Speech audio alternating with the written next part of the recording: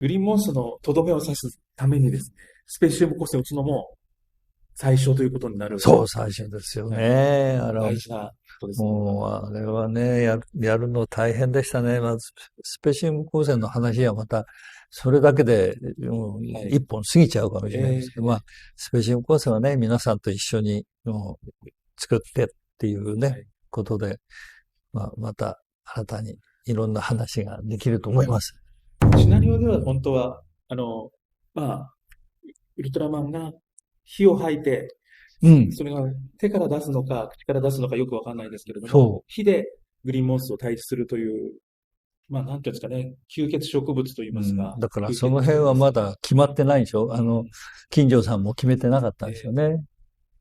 ただ、ウルトラマンは武器がないんで、どういうふうにしようかなっていうのは現場との話だったんですよね。要するに、スペシウムを最初から考えてたわけじゃないですからね。そしたら口から吐く必要ないしね。はい。前回、前々回といいますか、お話をさせていただいた前夜祭の中で、うん。二兵さんがウルトラマン口から光線を出してっていうことを言われてるのもちゃんと入っていて、入ってんだ。ですからあそこの段階では、うん。まあ、いわゆるシルバーヨードっていう、うん。幻のウルトラマンのうん。技、口から出ると。光線を出すという。うん。それがまだ前夜祭の時はまだやらないっていうのが徹底されてなかうん。ったということで。だから口からとか目からとかね。うん。うん。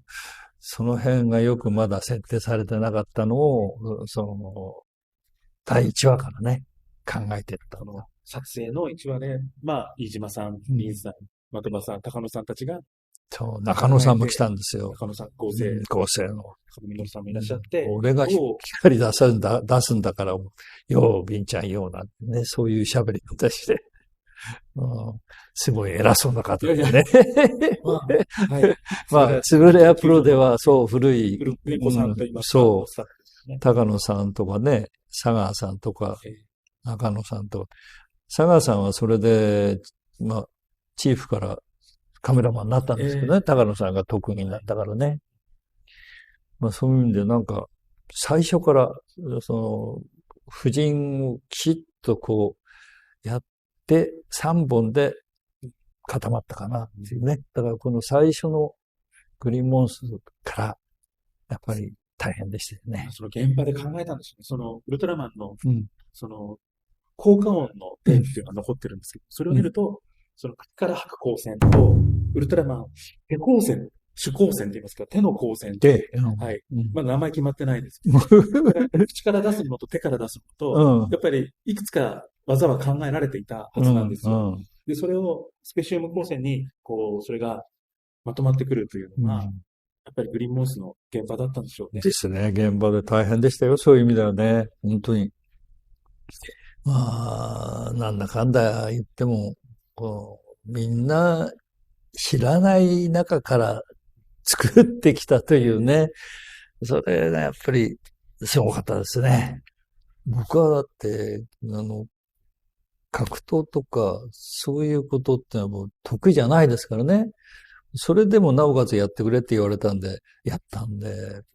だから、特撮でなんとか、カメラとスピードとかね、特撮の、いろんな美術とかそういうのを総合してやるから、ビンちゃん、格闘とかそんなできなくても大丈夫なんだからっていうね、言われたんで、そうかなと思ってたんですけどね。実はとんでもない話でね、命を削るような、そんなシーンがいっぱいありましたからね。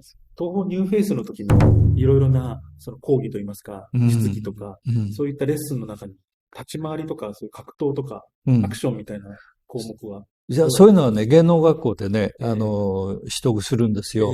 だから、東方の時にはね、そういうのをやらない。なるほど。はい。東方のルールとかね、撮影所のルールとかね。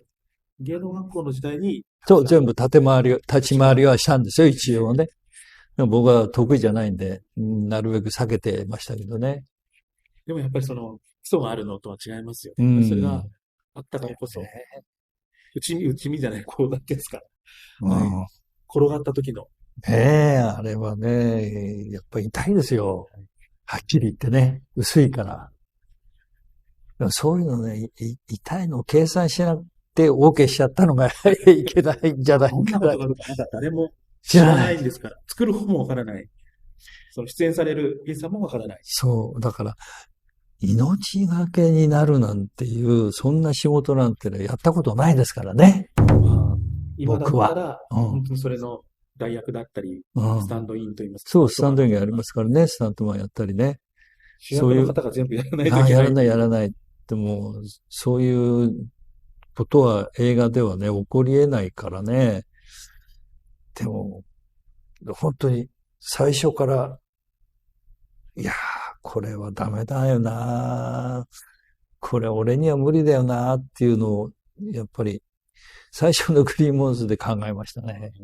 いきなり夜間シーンで過酷な、どうなんですかやっぱり、ホリゾントが光が当たっているときと、ああいうナイトシーンの照明ですと、見え方がいや、全然違いますよ。やっぱりこういう明るいライトと、夜間シーンの暗いっていうと、やっぱり中に何がっていうのは見えないんですよね。